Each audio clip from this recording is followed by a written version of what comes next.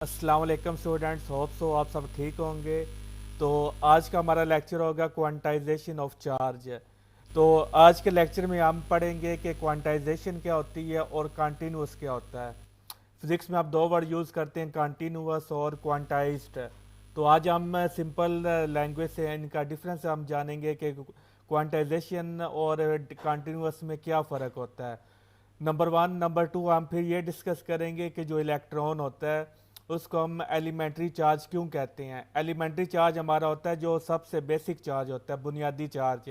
जैसे कि हम कहते हैं कि तमाम जिस्म जो लिविंग ऑर्गेनिजम्स है वो सेल से मिलकर बने, और हम सेल को क्या कहते हैं कि वो basic functional and structural unit of life है, यानी वो एलिमेंट्री पार्टिकल है जिससे सारे क्या बने, लिविंग ऑर्गेनिज्म बने हैं। इसी तरह हम इलेक्ट्रॉन को ही बेसिक चार्ज कंसीडर करते हैं। हम कहते हैं कि इलेक्ट्रॉन ही हमारा बुनियादी चार्ज है। लेकिन हम ये भी देखते हैं कि इलेक्ट्रॉन से भी कम चार्ज होता है क्वार्क्स में। तो क्वार्क्स में इलेक्ट्रॉन से भी छोटा चार्ज होता है, लेकिन हम क्वार्क्स को हम एलिमेंट्री चार्ज कंसीडर नहीं करते, बल्कि हम इलेक्ट्रॉन ही को एलिमेंट्री चार्ज कंसीडर करते हैं। तो इसकी क्या रीज़न है, तो आज के लेक्चर में ये भी हम पढ़ेंगे। और फिर हम ये भी देखेंगे क्वांटाइजेशन ऑफ चार्ज किसने ये कंसेप्ट इन्वेंट किया, कैसे इन्वेंट किया, और उसको क्या रिवॉर्ड मिला, और उसने कैसे ये क्वांटाइजेशन ऑफ चार्ज को डिस्क्राइब किया, कौन सा formula mathematically quantization of charge को हम कैसे रिप्रेजेंट करते हैं, और फिर उसकी जो फिजिकल मीनिंग है वो हम समझेंगे। और उसमें फिर मैं आपको मैथमेटिकली प्रैक्टिकली मैं आपको प्रूफ करके दूंगा कि वाकई ही चार्ज क्वांटाइज्ड होता है। तो ये सारे टॉपिक्स हम आज के लेक्चर में हम कवर अप करेंगे। तो जिन जो स्टूडेंट्स को ये सारी चीज़ें आती हैं तो वो बेशक मेरे लेक्चर ना देखें, लेकिन जिनको लेक्चर नहीं ये चीज़ें आती हैं तो वो मेरा लेक्चर देखें। तो चलिए यहाँ पर लेक्चर स्टार्ट करते हैं। तो सबसे पहले हम समझते हैं कि कंटिन्यूअस और क्वांटाइज में क्या मतलब होता है, ठीक है। तो ये मैंने कंसेप्ट वो पॉइंट्स लिखे हैं, तो आपने इन पे ध्यान से उनको पढ़ना है। The word quantization means fixed values. Important word है, इसका मतलब क्या होता है, फिक्स्ड वैल्यूज होता है, ठीक है। कंटिन्यूस का मतलब होता है कि कोई वक्फा ना हो। तो ये देखें, अब ये एक लाइन है, ठीक है। ये लाइन मैंने ड्रॉ की है यहाँ से लेकर यहाँ तक। तो आप देख रहे हैं कि इस लाइन में कहीं भी कोई गैप नहीं आ रहा, कोई वक्फा नहीं आ रहा। इसका मतलब है ये लाइन क्या है, ये लाइन कंटिन्यूअस है। मिसाल के तौर पर ये लाइन कंटिन्यूअस है क्योंकि इस लाइन में कोई गैप नहीं है। अभी इस लाइन को कंसीडर करें। अब देखिए ये लाइन में क्या आ रहा है, गैप्स आ रहे हैं, यहाँ पे गैप है, यहाँ पे गैप है, यहाँ पे गैप है। तो इस लाइन को हम कंटिन्यूअस नहीं बोल सकते क्योंकि इस लाइन में गैप्स हैं। तो कंटिन्यूअस का मतलब क्या है, ये बहुत ही जनरलाइज्ड मीनिंग है क्वांटाइज्ड का। क्वांटाइज का मतलब है किसी चीज का बाकायदा वक्फों के बाद रिपीट होना। अब देखिए ये लाइन है, ये पहले यहाँ से लेकर इतने तक है, फिर गैप आया, फिर यहाँ से लेकर इतने तक चली, फिर गैप आया, फिर यहाँ से लेकर इतनी, फिर गैप आया, फिर यहाँ से लेकर इतनी, फिर गैप आया, फिर यहाँ से लेकर इतनी। अब देखिए लाइन रिपीट हो रही है, पहले यहाँ पे रिपीट हो रही थी, फिर ये इंटरवल आया, फिर रिपीट हुई, फिर इंटरवल आया, फिर लाइन रिपीट हुई, फिर इंटरवल आया, फिर रिपीट हुई, फिर इंटरवल आया। तो आप देख सकते हैं इंटरवल सेम है, यहाँ पर भी जितना इंटरवल है वही इंटरवल यहाँ पर है, वही इंटरवल यहाँ पे, और ये वही इंटरवल यहाँ पे है। तो इंटरवल तो सेम हो गए, तो यानी एक कंडीशन पूरी होगी कि बाकायदा वक्फ हो। बाकायदा वक्फ का मतलब है इंटरवल सेम हो। तो इंटरवल्स तो सेम है और चीज़ भी क्या हो रही है, रिपीट हो रही है। तो क्या ये क्वांटाइज होगा, तो ये डी क्वांटाइज अभी तक नहीं होगा। दो कंडीशंस हैं, पहली कंडीशन तो पूरी हो रही है कि इंटरवल्स है वो मतलब उनका सेम इंटरवल होना चाहिए, वो तो सेम है, लेकिन जो रेपिटेशन है वो सेम नहीं है। यहाँ पे लाइन की जो लेंथ है वो ज़्यादा है, यहाँ पे कम है, यहाँ पे और कम हो गई, यहाँ पे फिर सबसे ज़्यादा हो गई है, फिर उससे कम। तो यानी कि रेपिटेशन जो हो रही है वो सेम नहीं हो रही। तो क्वांटाइज के लिए इंटरवल भी सेम होना चाहिए और जो लेंथ है वो भी क्या होनी चाहिए, सेम होनी चाहिए। तो तब हम बोलेंगे ये चीज़ क्वांटाइज्ड है, अदरवाइज क्वांटाइज्ड नहीं है। ये लाइन क्वांटाइज नहीं है क्योंकि यहाँ इंटरवल फिक्स नहीं है। क्वांटाइजेशन का मतलब है फिक्स्ड इंटरवल्स। अब इस लाइन पर गौर करें। अब देखिए ये लाइन की जितनी लेंथ यहाँ पर है उतनी लेंथ ये है, उतनी लेंथ ये है, उतनी यहाँ पर, और उतनी ही यहाँ पर है। और इंटरवल भी आप देख सकते हैं कि यहाँ पर भी जितना इंटरवल है वही यहाँ पर है, वही यहाँ पर, और वही यहाँ पर है। इंटरवल्स भी सेम हो गए और लाइन की लेंथ भी सेम होगी, यानी यहाँ मैग्नीट्यूड भी सेम है और इंटरवल भी सेम है। तो इसको हम बोलेंगे ये लाइन क्वांटाइज्ड है। तो अब आ जाती हैं, जैसे हम बोलते हैं कि जो लाइट है वो फोटॉन्स पर मुश्तमिल होती है, और फोटॉन्स क्या होते हैं, क्वांटाइज होते हैं। तो वो किस तरह होता है कि देखें, अगर ये एक पैकेट है, ठीक है, तो इस पैकेट के बाद गैप आएगा, और फिर ये एक पैकेट हो गया, फिर गैप आया, और फिर ये पैकेट आ गया, ठीक है। अब देखें इस पैकेट की एनर्जी, इस पैकेट की एनर्जी, इस पैकेट की एनर्जी वो क्या रहेगी, सेम रहेगी। जैसे ये लाइन देखें, इस लाइन की मैग्नीट्यूड जितनी थी वही यहाँ पर है, वही यहाँ पर है, वही यहाँ पर है। तो लाइन की मैग्नीट्यूड सेम नहीं है, सेम है हर जगह। तो यहाँ पे लाइन की मैग्नीट्यूड जो थी वो सेम नहीं थी, तो इसलिए हमने बोला ये क्वांटाइज नहीं है भाई, क्योंकि यहाँ पर लाइन की जो मैग्नीट्यूड है वो सेम नहीं है। सेम जो होते हैं लाइट फोटोन के पैकेट्स, तो जितनी इसकी एनर्जी क्या होती है, E is equal to H F. वही एनर्जी यहाँ पर होगी, वही एनर्जी यहाँ पर होगी। एच हमारा प्लांक्स कांस्टेंट होता है, और एफ क्या होती है, फ्रीक्वेंसी होती है। और इसकी भी एनर्जी क्या होती है, एफ होती है, एच एफ होती है। तो यानी कि एनर्जी भी, सभी जो फोटॉन्स होते हैं उनकी एनर्जी क्या होती है, एच एफ। यहाँ पर भी एच एफ और यहाँ पर भी एच एफ। तो रेड लाइट के जो फोटॉन्स होंगे उन सब की एनर्जी क्या होगी, सेम होगी। ब्लू लाइट के फोटॉन्स सब की एनर्जी क्या होगी, सेम होगी। हाँ, रेड लाइट के फोटोन और ब्लू लाइट के फोटोन की एनर्जी सेम नहीं होगी। रेड लाइट के सारे जो फोटोन्स उन सब की एनर्जी एच एफ होगी। ब्लू लाइट के जो सारे फोटोन्स है सब की एनर्जी क्या होगी, एच एफ होगी। और देख सकते हैं इंटरवल भी सेम है, तो इसलिए हम बोलते हैं कि लाइट की हमारी वो कंटिन्यूस नहीं है बल्कि वो क्वांटाइज्ड है। तो आई होप सो अब आपको मतलब समझ आ गया होगा कि क्वांटाइज्ड और कंटिन्यूस में क्या फ़र्क है। इससे सिंपल वे में आई थिंक आपको कोई भी नहीं बता सकता। तो ये मैंने लिखा भी हुआ है। अब इस लाइन पे गौर करें, क्वांटाइजेशन देखने के लिए दो चीज़ें देखनी है। नंबर वन, इंटरवल का फिक्स्ड होना, यानी इंटरवल सेम होना चाहिए। ये ना हो कि कहीं पे इंटरवल कम है, कहीं पे इंटरवल ज़्यादा है। नंबर टू, मैग्नीट्यूड का सेम होना चाहिए। जैसे यहाँ पर अगर उसकी एनर्जी एच एफ है तो यहाँ पर भी उसकी एनर्जी एच एफ होनी चाहिए, यहाँ पर भी एच एफ होनी चाहिए। ये नहीं होना चाहिए कि मैग्नीट्यूड भी वो चेंज होती रहे। लिहाजा ये लाइन क्वांटाइज्ड है। अगर दोनों कंडीशन सेटिस्फाई होंगी तब वो चीज़ क्वांटाइज होगी, अदरवाइज नहीं होगी। तो अब आ जाते हैं हमारे अपने टॉपिक पे, जो हमारा आज का टॉपिक है, क्वांटाइजेशन ऑफ चार्जेस। तो ये रॉबर्ट ए मिलिकन और हार्वे फ्लैचर और हार्वे फ्लैचर, ये दो साइंटिस्ट थे। इन्होंने मिलके क्या किया, शिकागो की यूनिवर्सिटी में दोनों ने मिलके क्वांटाइजेशन ऑफ चार्जेस को प्रूव किया। और इस एक्सपेरिमेंट का नाम आप जानते हैं, मिलिकन्स ऑयल ड्रॉप एक्सपेरिमेंट। तो अगर आपसे कोई इंटरव्यू में पूछ ले या डेमो में पूछ ले कि क्वांटाइजेशन ऑफ चार्ज हमें कैसे पता चली, तो हमें किसने बताई, मिलिकन्स एक्सपेरिमेंट में, जिसको हम दूसरा नाम भी क्या कहते हैं, ऑयल ड्रॉप मेथड या ऑयल ड्रॉप एक्सपेरिमेंट। तो ये वो एक्सपेरिमेंट था जिसने हमें बताया कि चार्ज क्या होते हैं, क्वांटाइज्ड होते हैं। Performed a simple but elegant experiment which demonstrated that charge is quantized. This experiment is known as oil drop experiment, which brought the Nobel Prize, और इनको नोबल प्राइज भी मिला था।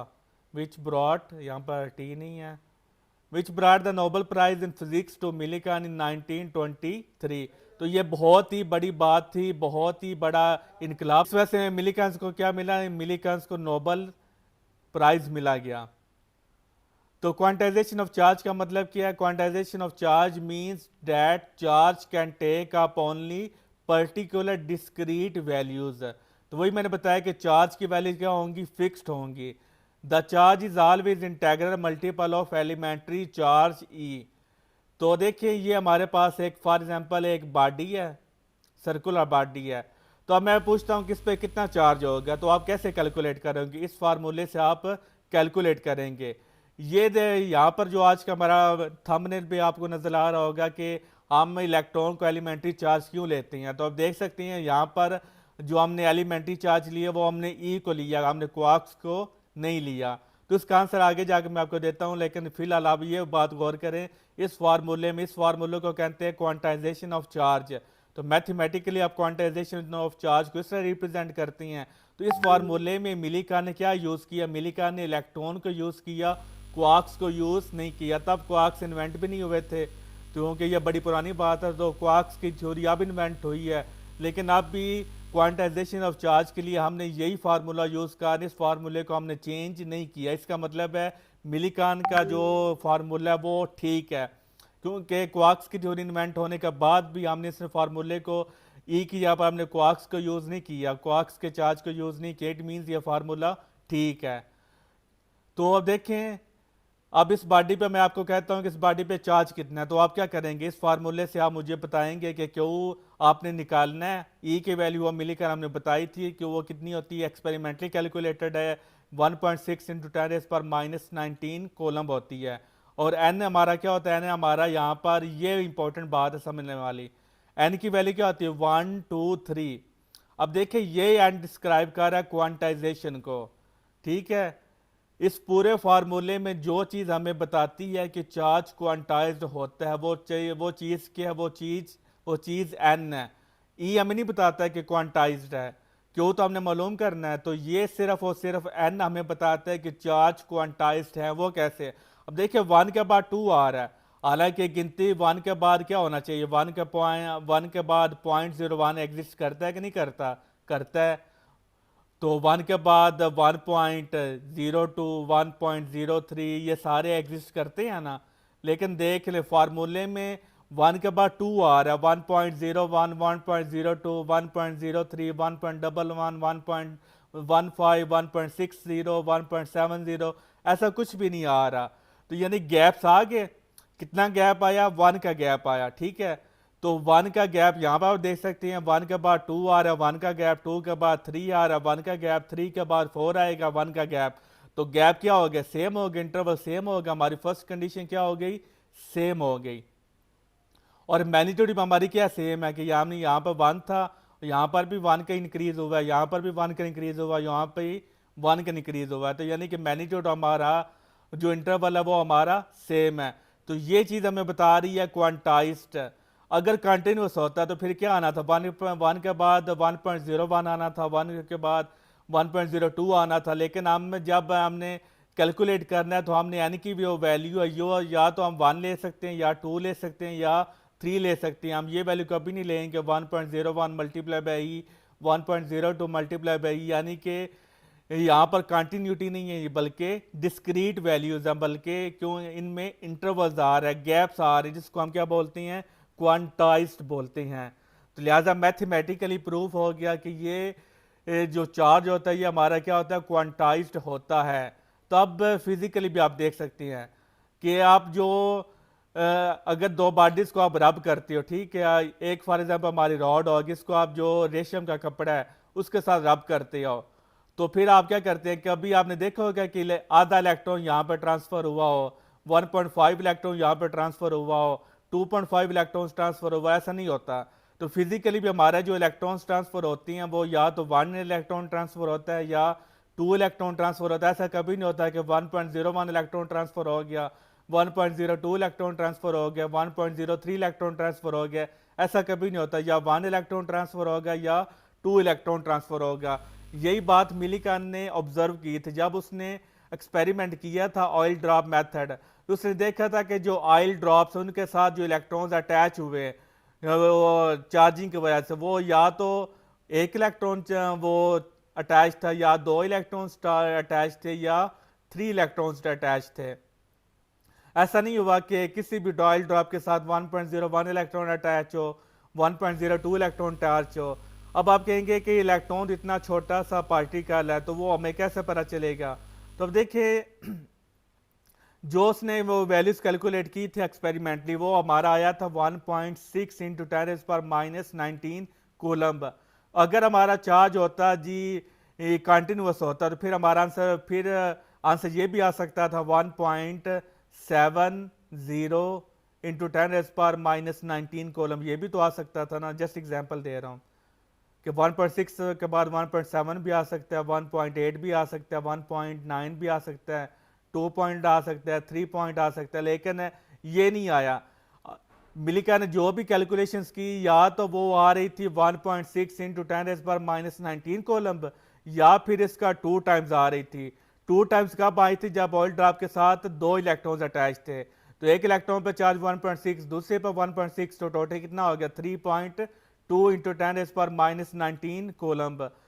तो या तो इसका 1 टाइम आ रहा था, या 2 टाइम आ रहा था, या 3 टाइम्स, या 4 टाइम्स। तो मिलिका ने फिर यहाँ पर वो कैलकुलेशन की, अपना कंक्लूड किया कि सबसे जो छोटा चार्ज उसने देखा वो कितना था? 1.6 इंटू 10⁻⁹ कोलम था। अब ये तब की बात है जब क्वार्क्स की थ्योरी नहीं आई। तो जाहिर है तब उसने छोटे चार्ज को, इलेक्ट्रॉन ही सबसे छोटा चार्ज, उसने उसको क्या किया? वो एलिमेंट्री चार्ज का नाम दे दिया। तो उसने देखा कि या तो वो ऑयल ड्रॉप पर 1.6 चार्ज, इतना वो चार्ज आ रहा है, या इसका 2 टाइम्स आ रहा है, या 3 टाइम्स आ रहा है। तो उसने कंक्लूड किया कि जब 3.2 उसका आंसर आया, तब 2 इलेक्ट्रॉन्स उस ऑयल ड्रॉप के साथ अटैच है। जब इसका 3 टाइम्स आया, तो इसका मतलब उस ऑयल ड्रॉप के साथ 3 इलेक्ट्रॉन्स अटैच थे। कि भी आंसर ये 1.70, 2.08, 3 पॉइंट, इस तरह के आंसर नहीं है। आंसर आ रहे थे या तो ये, या इसका इंटेग्रल मल्टीपल आ रहा था, यानी कि इसको 1 से मल्टीप्लाई करें, या 2 से मल्टीप्लाई करें, या 3 से मल्टीप्लाई करें। तो अगर हमारे पास 2 इलेक्ट्रॉन्स होते थे तो हम क्या करते थे? 1.6 को 2 से मल्टीप्लाई कर दिया, तब एन की वैल्यू कितनी होगी? 2 होगी। जब हमारे पास 3 होते थे तब हम क्या करते हैं? एन की वैल्यू 3 पुट करते थे, तब हमारे पास चार्ज क्या हो जाता था? फिर 3 टाइम्स आ जाता था। तो इससे प्रूव हुआ कि चार्ज हमारा क्वांटाइज्ड है, कंटिन्यूअस नहीं है। क्योंकि जब एक्सपेरिमेंट भी हो रहा था तब भी हमारा आंसर 1.6 के अलावा और कोई आंसर हमारा नहीं आ रहा था, या ये आंसर आ रहा था, या इसका मल्टीपल आ रहा था। तो यानी कि एक्सपेरिमेंटली प्रूव हो गया कि चार्ज हमारा क्वांटाइज्ड होता है, और उसको मैथमेटिकली आप डिनोट करती हैं Q is equal to plus minus N E. Plus हमारा प्रोटॉन के लिए और एन नेगेटिव हमारा इलेक्ट्रॉन के लिए होता है। तो यहाँ तक अभी हमने वो डिस्कस किया कि चार्ज हमारा क्या होता है? क्वांटाइज्ड होता है। तो ये एक्सपेरिमेंटली प्रूव हो गया। एक्सपेरिमेंटली प्रूव किसने किया? मिलिकॉन ने। और मैंने आपको फिजिकल मीनिंग भी बता दिया कि जब उसे एक्सपेरिमेंट किया तब या तो 1 इलेक्ट्रॉन आ रहे थे, या 2 कैलकुलेशन में 2 आ रहे थे, या 3 टाइम्स आ रहा था। कहीं पे भी ऐसा नहीं हुआ कि 1.70 आंसर आए, 2 पॉइंट समथिंग आंसर आए, 3 पॉइंट समथिंग आंसर आए, 4 पॉइंट समथिंग आंसर, ऐसा कभी भी नहीं हुआ। तो या ये आंसर है, या उसका इंटेग्रल मल्टीपल हुआ। तो उसने इसको क्या नाम दे दिया? एलिमेंट्री चार्ज का। और क्वांटाइजेशन प्रूव कर दी, क्योंकि अगर चार्ज कंटिन्यूस होता तो फिर हमारे पास सारी वैल्यूज आनी थी, फिर हमारे पास गैप जो था वो नहीं आना था। गैप का जहाँ पर गैप आ गया वहाँ पर वो चीज़ क्या होगी? क्वांटाइज्ड होगी। आप देख सकते हैं गैप हमारा ये सेम गैप आ रहा है कि 1.6 के बाद, इस इतने गैप के बाद फिर हमारा दोबारा वैल्यू रिपीट होती है, फिर 1.6 के बाद दोबारा वैल्यू रिपीट होती है। यानी कि आप कह सकती हैं कि ये एक चार्ज है, फिर गैप आया, फिर ये, फिर गैप आया, और फिर ये। तो यहाँ पर भी वैल्यू कितनी? 1.6, गैप सेम। यहाँ पे कितनी वैल्यू? 1.6, gap same. यहाँ पे कितनी वैल्यू? 1.6, gap same. यहाँ पे गैप सेम, और कितनी वैल्यू? 1.6। और यहाँ पे यानी कि वैल्यू 1, यहाँ पे यानी कि वैल्यू 2 टाइम्स, यहाँ पे यानी कि वैल्यू 3, और यहाँ पे यानी कि वैल्यू 4। तो यानी कि कितना इंक्रीज आ रहा है? 1.6 यहाँ पर है, तो यहाँ पर 1.6 का 2 टाइम्स, यहाँ पर 1.6 का 3 टाइम्स, यहाँ पर 1.6 का 4 टाइम्स। तो मैग्नीट्यूड कितनी हुई? 1.6 ही रही, और गैप भी हमारा सेम है। इसलिए ये कंक्लूड किया गया कि चार्ज हमारा क्वांटाइज होता है, कंटिन्यूअस नहीं होता। अब आ जाते हैं हमारे नेक्स्ट क्वेश्चन में कि तब तो चलो क्वार्क्स की थ्योरी का पता ही नहीं था किसी को, क्योंकि ये पुरानी बात है। तो मिलिकॉन तो उस इतनी वो डेवलपमेंट थी नहीं ऐसा वो फिजिक्स में, तो इसलिए मिलिकॉन को सबसे जो छोटा चार्ज मिला वो हमारा इलेक्ट्रॉन ही मिला था। और तब कोई जानता नहीं था कि क्वार्क्स भी होती हैं। तो यानी कि तब की बात तो ठीक है कि तब उसने इसी को एलिमेंट्री चार्ज का नाम दे दिया। तो अब क्वेश्चन ये है कि आज के जो मॉडर्न दौर है, जब हमें पता चल चुका है कि इलेक्ट्रॉन से भी छोटे चार्जेस एग्जिस्ट करते हैं, जिनको हम क्या कहते हैं? क्वार्क्स कहते हैं, तो हमने उनको एलिमेंट्री चार्ज का नाम क्यों नहीं दिया? तो उसकी ये रीज़न है, the main cause of quantization is that when two bodies are rubbed. ये काज ऑफ क्वांटाइजेशन, ये भी शॉर्ट में आपसे पूछ सकती हैं, इंटरव्यू में पूछ सकती हैं। The main cause of quantization is that when two bodies are rubbed, only integer number of electrons are transferred from one body to another. तो ये हमारा क्वेश्चन है, why charge on quarks is not taken as elementary charge। कि आज हमें पता भी चल गया है कि क्वार्क्स हमारे सबसे छोटे चार्ज, और एलिमेंट्री का मतलब ही है कि सबसे छोटे चार्ज, बुनियादी चार्ज। तो फिर हमने इसको फार्मूले में हमने ई की जब क्वार्क्स की वैल्यू क्यों नहीं पुट करते, तो उसका ये रीज़न है। The smallest amount of charge that has been ever observed is not the charge on electron और द प्रोटॉन। जो मैं आपको बता रहा था कि जो सबसे छोटा चार्ज, वो पहले तो मिलीकान ने कहा था कि वो इलेक्ट्रॉन पे होता है, इसलिए उसने एलिमेंट्री चार्ज का नाम दे दिया। लेकिन स्मॉलेस्ट चार्ज अब हमने देख से लिया कि वो इलेक्ट्रॉन या प्रोटॉन पर स्मॉलेस्ट चार्ज नहीं होता, बल्कि the charge on quarks are smaller than that of electrons. तो ये सबसे छोटा चार्ज अभी तक जो हमें मालूम है वो क्वार्क्स पर होता है। But the charge on electron is smallest value of charge which can exist independently. ये इंपॉर्टेंट बात है। अब देखिए, जो हमने बुनियाद लेनी है वो क्या होनी चाहिए, आज़ाद होनी चाहिए, वो किसी पे डिपेंडेंट नहीं होनी चाहिए। अगर वो डिपेंडेंट होगी तो हमारी बुनियाद क्या होगी, ख़राब होगी। तो इसलिए साइंटिस्ट ने आज भी क्वार्क्स को बुनियादी चार्ज, एलिमेंट्री चार्ज कंसीडर इसलिए नहीं किया क्योंकि जो क्वार्क्स होते हैं वो हमेशा पेयर की फॉर्म में या ट्रिपलेट्स की फॉर्म में एग्जिस्ट करते हैं। अकेला क्वार्क्स आपको कहीं भी एग्जिस्ट करता हुआ नहीं मिलेगा, या तो ये पेयर बना के रहेंगे या फिर ट्रिपलेट्स की फॉर्म में एग्जिस्ट करेंगे। तो हमारी जो बुनियाद होती है वो हमेशा क्या होनी चाहिए, इंडिपेंडेंटली होनी चाहिए। जैसे हम लिविंग ऑर्गेनिज्म हम कहते हैं कि सेल हमारा क्या होता है, अकेला एग्जिस्ट कर सकता है, इंडिपेंडेंटली एग्जिस्ट कर सकता है। तो इसलिए हमने उसको क्या ले लिया, हमने उसका लिविंग ऑर्गेनिज्म के केस में हमने सेल को एलिमेंट्री पार्टिकल ले लिया। अब एक ये भी इंपॉर्टेंट बात, जब आपसे पूछा जाए कि मैटर का एलिमेंट्री पार्टिकल क्या है, तो मैटर का एलिमेंट्री पार्टिकल अब सेल नहीं है, एटम नहीं है, बल्कि क्या है, क्वार्क्स हैं। तो अगर आपसे पूछा जाए कि मैटर का एलिमेंट्री पार्टिकल कौन सा है, तो उसका आंसर है क्वार्क्स। अगर आपसे पूछा जाए चार्ज का एलिमेंट्री चार्ज कौन सा होता है, तो फिर आपने क्या बताना, फिर आपने कहना वो हमारा इलेक्ट्रॉन होता है, तब आपने क्वार्क्स का नाम नहीं लेना। गौर करें, अगर हमसे एलिमेंट्री चार्ज का पूछा जाए तब हमने नाम लेना क्वार्क्स का, अगर हमसे एलिमेंट्री मैटर का पूछा जाए तब हमने क्या नाम लेना है, तब हमने क्वार्क्स का नाम लेना है। अगर एलिमेंट्री चार्ज का पूछा जाए फिर हमने इलेक्ट्रॉन का नाम लेना है। अब हम जान लेते हैं कि क्वार्क्स हमारे क्या होते हैं। Quark is a fundamental constituent of matter. तो वही मैं आपको जैसे बता रहा था कि मैटर का फंडामेंटल कॉन्स्टिट्यूएंट क्या है, क्वार्क है, वो अब एटम नहीं रहा। And is defined as an elementary particle. तो एलिमेंट्री पार्टिकल हमारा क्वार्क है, वो इलेक्ट्रॉन नहीं है, लेकिन एलिमेंट्री चार्ज वो हमारा इलेक्ट्रॉन है। Proton consist of 2 up quarks and 1 down quark. तो प्रोटॉन में ट्रिपलेट ऑफ क्वार्क्स एग्जिस्ट करते हैं, और 2 अप होती हैं और 1 डाउन होता है। और जो न्यूट्रॉन होता है वो 2 डाउन क्वार्क्स और 1 अप क्वार्क से मिलकर बना होता है। इलेक्ट्रॉन किसी क्वार्क से मिलकर नहीं बना होता, इलेक्ट्रॉन इलेक्ट्रॉन से ही मिलकर बना, यानी कि इलेक्ट्रॉन इलेक्ट्रॉन ही है। इलेक्ट्रॉन जैसे प्रोटॉन क्वार्क से मिलकर बनी है, न्यूट्रॉन क्वार्क से मिलकर बने, इलेक्ट्रॉन क्वार्क से मिलकर नहीं बना, इलेक्ट्रॉन किसी से मिलकर नहीं बना, इलेक्ट्रॉन इलेक्ट्रॉन ही है। ईच अप क्वार्क्स का चार्ज क्या होता है, +2/3, और डाउन क्वार्क्स का चार्ज क्या होता है, -1/3। तो ये था हमारा आज का लेक्चर। होप सो आपका कंसेप्ट क्लियर हुआ होगा।